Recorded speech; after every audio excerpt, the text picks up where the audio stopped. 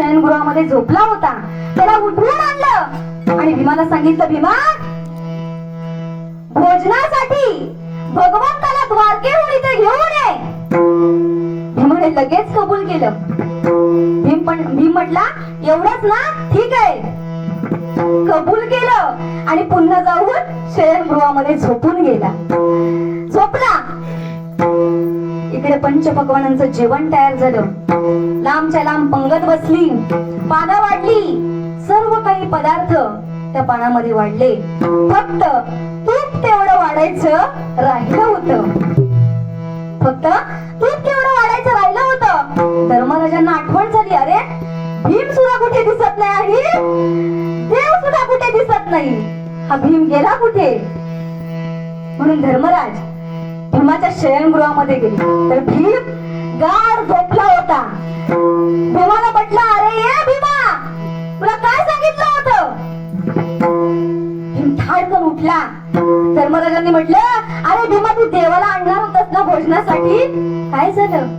तू कधी आणणार? इकडे पंगत बसली आहे, तू कधी आणणार? भीम म्हणतो, तुम्ही काही काळजी करू. भीमाने गदा उचलली.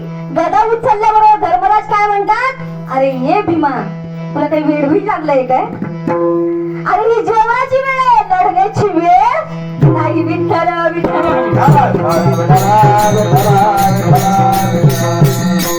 धर्मराज काय म्हटले, अरे भीमा, ही जेवणाची वेळ आहे, ही लढण्याची वेळ. तू गदा उचलून कुठे निघाला? ठेव पहिली गदा. भीम म्हटला, तुम्ही जरा थांबा. भीमाने गदा उचलली, अंगणामध्ये गेला. त्या गदेला आपल्या उपास्य देवतेची शपथ घातली आणि ती गदा वर फेकली. आणि वर फेकल्यानंतर सरळ त्या गदेखाली भीम मान खाली घालून उभा राहिला. उभा राहिल्यानंतर भगवंताचा, माझ्या भीमाने भगवंताचा धावा केला.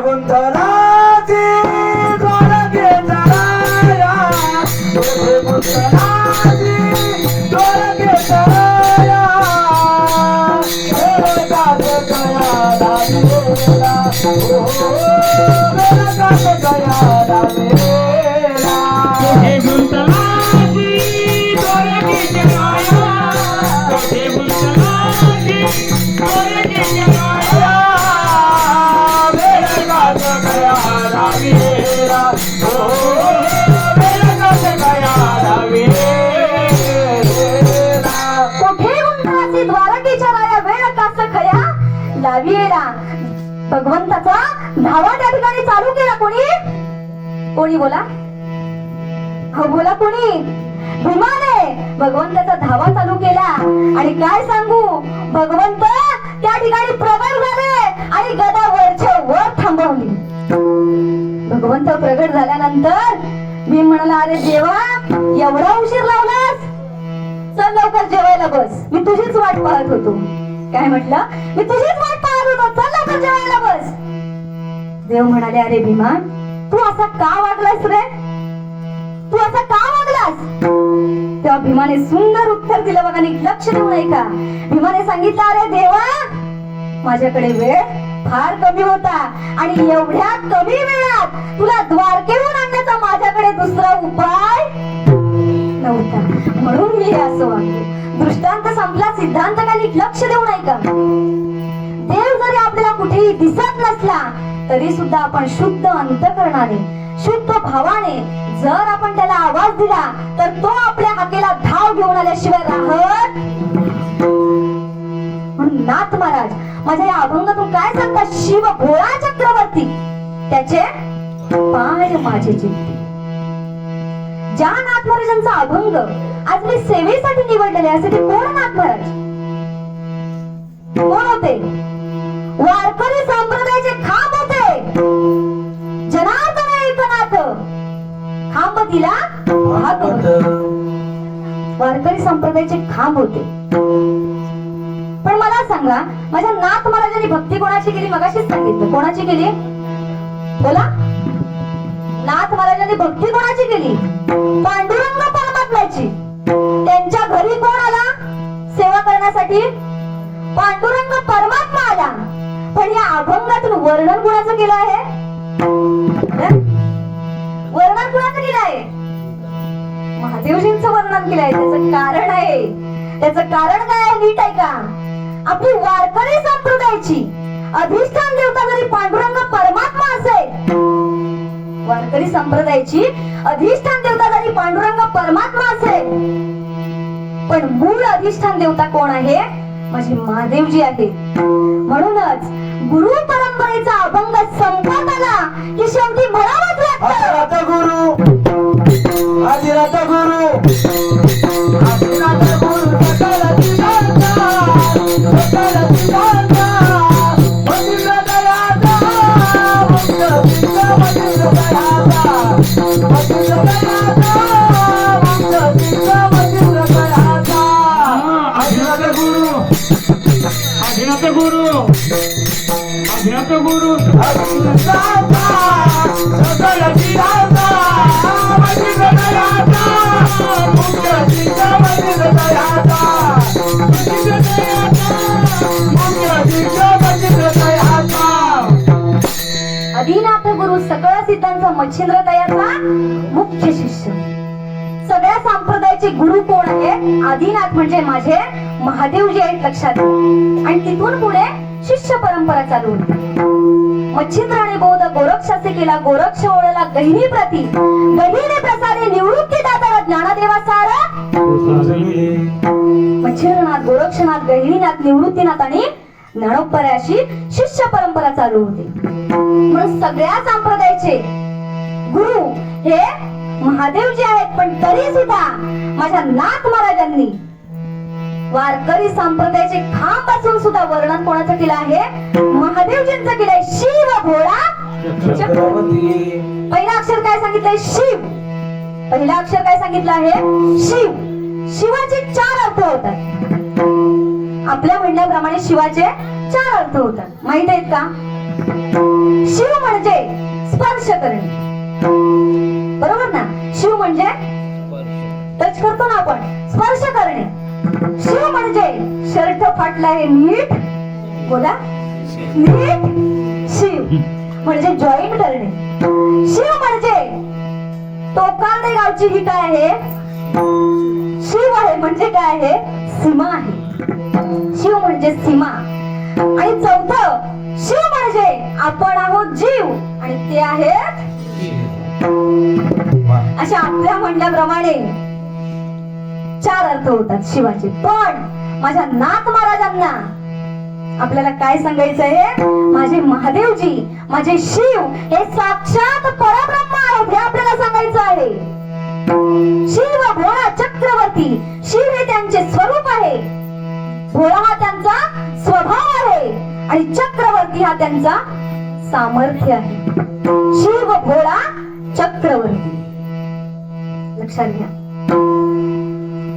आपण काय म्हणतो? महादेवजी भोळे आहेत. महादेवजी भोळे आहेत. पण खरोखर ते महादेवजी भोळे आहेत का? महादेवजी भोळे आहेत का?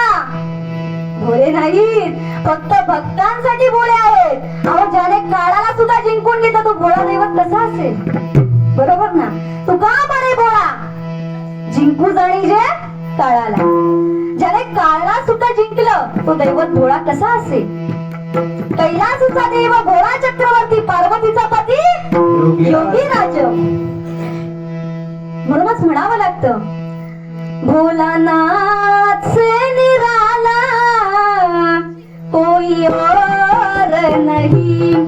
भोलानाथ से निराला कोई और नहीं. डमरू वाले से निराला कोई और नहीं.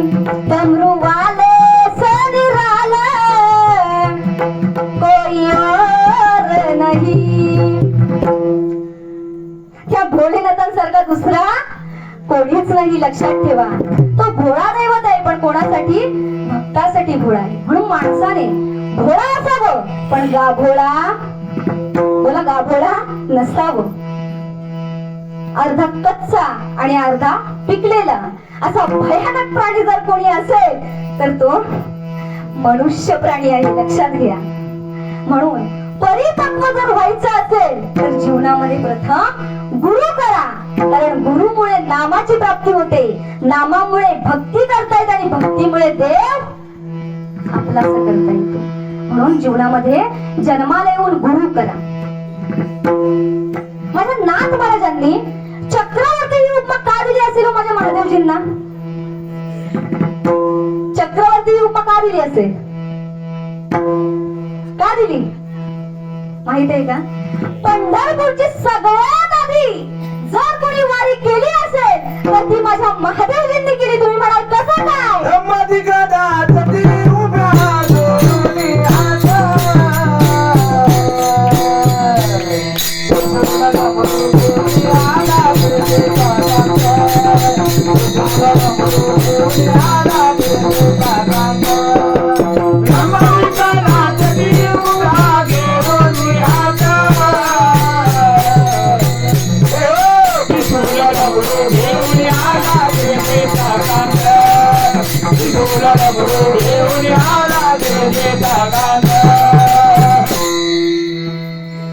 महादेवजी वारीला निघाले.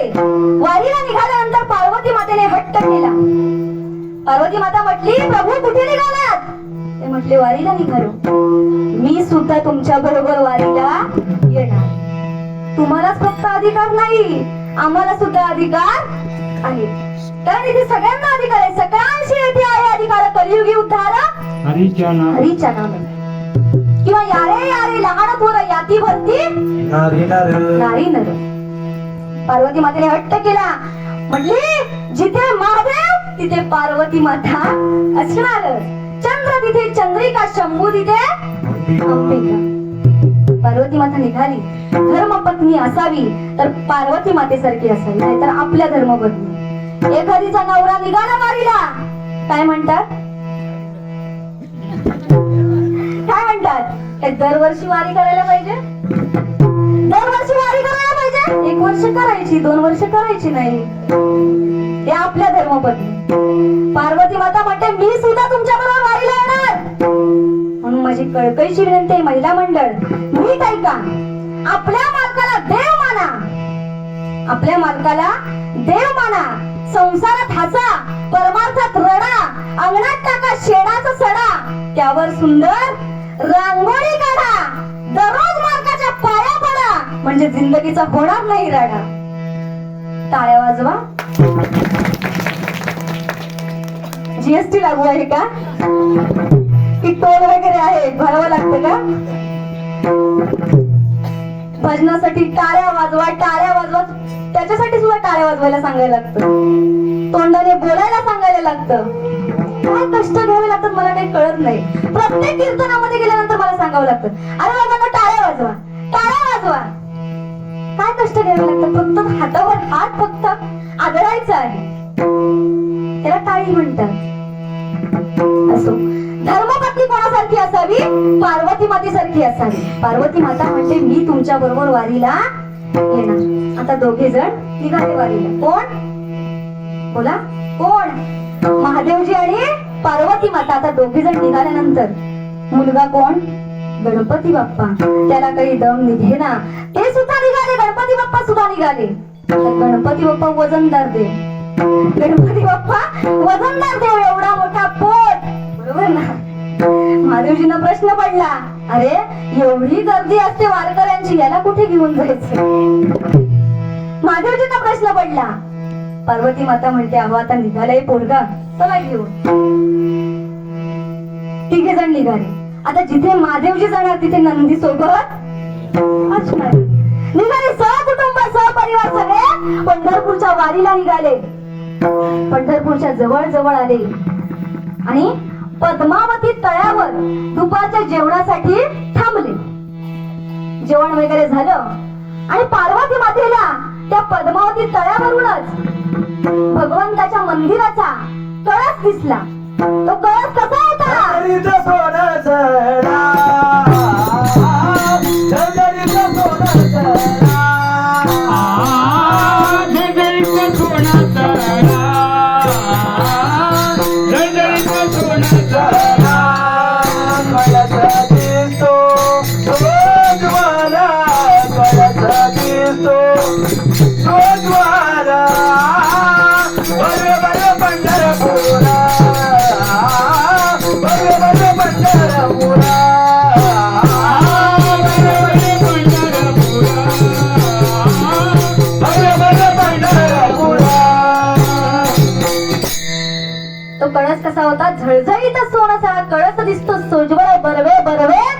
पंढरपूर.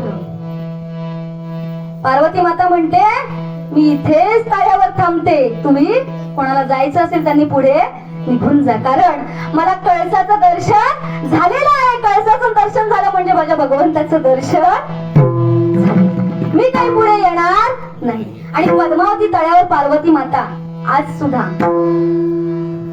पाहायला मिळेल तुम्हाला. जर कोण वारी करत असेल तर त्यांना माहित आहे पद्मावती तळ्यावर आज सुद्धा अंबिका मातेचं मंदिर आहे. पार्वती माता आज सुद्धा आहे. आता राहिले कोण बोला, तिघे जण राहिले. कोण? महादेवजी, गणपती बाप्पा आणि कोण? नंदी. हे तिघे जण राहिले. पुढे निघाले. पुढे गेल्यानंतर आता नंदीला मंदिरामध्ये प्रवेश नव्हता, अलाउड नव्हतं. महादेवजी म्हटले नंदीना तुम्ही इथेच थांबा, तुम्ही इथेच थांबा. नंदी म्हटले मी थांबणार, मी अजिबात थांबणार नाही. जिथे तुम्ही तिथे मी कुठेही थांबणार नाही. थोडे पुढे गेल्यानंतर मला सांगा, महादेवासमोरच फक्त नंदी असतो, दुसऱ्या देवासमोर नंदी असतो का? असतो का? अजिबात नसतो. तिथे मारुतीचं मंदिर होतं. मारुतीचं मंदिर पाहिल्याबरोबर महादेवजी म्हणतात नंदीना तुम्ही इथे थांबा, तुम्ही इथे थांबा. नंदी म्हटले मी थांबणार, तुम्हाला कळत नाही का? मी आधीच सांगितलं ना मी थांबणार. तुम्ही जा तिथे मी येणार. महादेवजी म्हटले अहो हा सुद्धा माझाच अवतार आहे, हा सुद्धा माझाच अवतार आहे. नंदी म्हटले कसं काय? नंदीने प्रमाण मागितलं आणि माझ्या महादेवजींनी प्रमाण दिलं. काय प्रमाण दिलं? अंजनीच्या तपासाठी महारुद्र आले पोटी, तुका म्हणे रुद्र अंजनीच्या या कुमारा.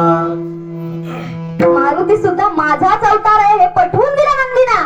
आणि तेव्हा पुढे नंदी थांबायला तयार झाली. आणि आज देखील कवटेकर नावाचा मारुती आहे, त्या मारुती समोर आज देखील नंदी तुम्हाला पाहायला मिळेल. पंढरपूर मध्ये गेल्यानंतर तिथे नंदी थांबला. आता राहिले कोण? गणपती बाप्पा आणि महादेवजी. गणपती बाप्पा वजनदार देव होते, तुम्हाला मी आधीच सांगितलं. त्यांना चालण्याचा कंटाळा आलेला होता, थकून गेले होते. वारकऱ्यांची गर्दी वाढत चाललेली होती, चालण्याचा कंटाळा आलेला होता. गणपती बाप्पा म्हटले मी काही पुढे येणार. आणि नामदेव पायरीच्या डाव्या बाजूला एका कोनाड्यात गणपती बाप्पा थांबले. आता उरले कोण? महादेवजी. आता महादेवजींनी प्रार्थनाच केली होती, देव जाओ अथवा राहो पांडुरंगी दृढ भाव. प्रार्थनाच केली होती. महादेवजी मंदिरात गेले आणि काय सांगू तुम्हाला, माझ्या पांडुरंग परमात्म्याची दृष्टी आणि माझ्या महादेवांची दृष्टी एक झाली. आणि माझ्या पांडुरंग परमात्म्याने विटेवरून उडी मारली आणि महादेवजींना आलिंगन दिलं. महादेवजींना आलिंगन दिलं. म्हटले आम्ही देव आहोत, तुम्ही महादेव आहात, तरी सुद्धा आम्हाला भेटायला आला. महादेव म्हटले मी महादेव म्हणून वारीला आलो नाही, एक वारकरी म्हणून वारीला आलो. आणि म्हणूनच माझ्या चक्रधारी असणाऱ्या पांडुरंग परमात्म्याने माझ्या महादेवजींना डोक्यावरती बसण्याचं स्थान दिलं. चक्रधारी असणाऱ्या पांडुरंग परमात्म्याने महादेवजींना डोक्यावर बसण्याचं स्थान दिलं. परब्रह्मलिंग भजे पांडुरंग. आणि म्हणूनच चक्रधारी असणाऱ्या पांडुरंग परमात्म्याच्या डोक्यावर बसण्याचा ज्याचा मान आहे ते माझे महादेवजी आहेत. अशा या महादेवजींना माझ्या नाथ महाराजांनी चक्रवर्ती उपमा दिली अभंगाच्या पहिल्या चरणात.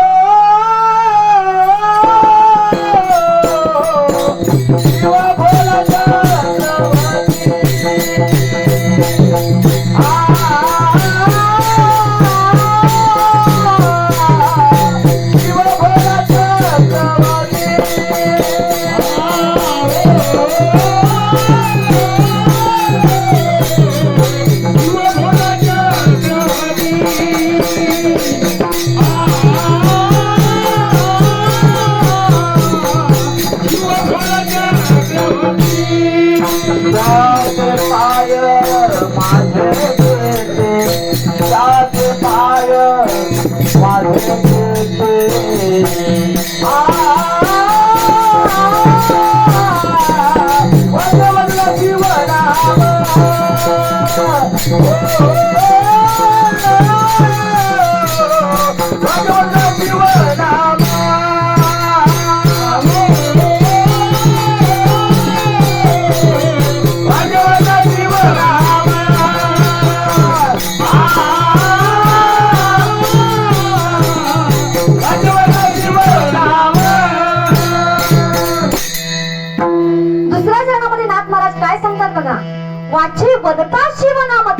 व्याधी क्रोध